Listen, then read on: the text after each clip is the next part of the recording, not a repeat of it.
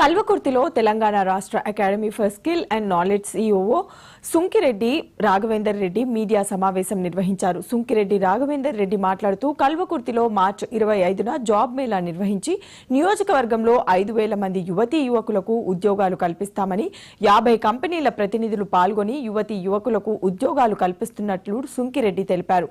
కల్వకుర్తి నియోజకవర్గం నిరుద్యోగ నిర్మూలన చేయడమే లక్ష్యంగా ముందుకెళ్తున్నట్లు ఆయన పేర్కొన్నారు.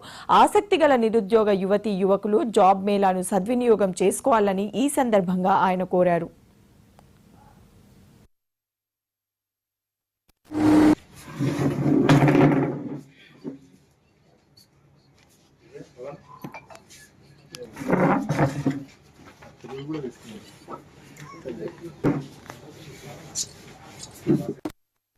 యాభై పైచిలుకు కంపెనీలతో ఆ కంపెనీలు IT, pharma, hospitality industry, health care industry, construction industry, e-commerce industry, manufacturing industry, banking industry, financial side అంటే insurance side of it industry నుంచి ఇలా 14 డిఫరెంట్ వర్టికల్స్ లలో మేము వర్క్ చేయడం జరుగుతుంది.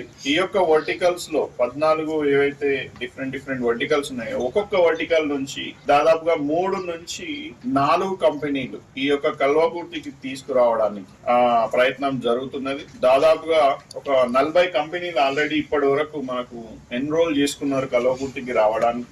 కంపెనీస్ తో పాటు ఈ యొక్క ఐటీ కంపెనీస్ లో వెండర్స్ పనిచేస్తారు, వాటికి రిక్రూట్మెంట్ చేయడానికి వారు కూడా వస్తున్నారు ఈ యొక్క మార్చి 25 నాడు.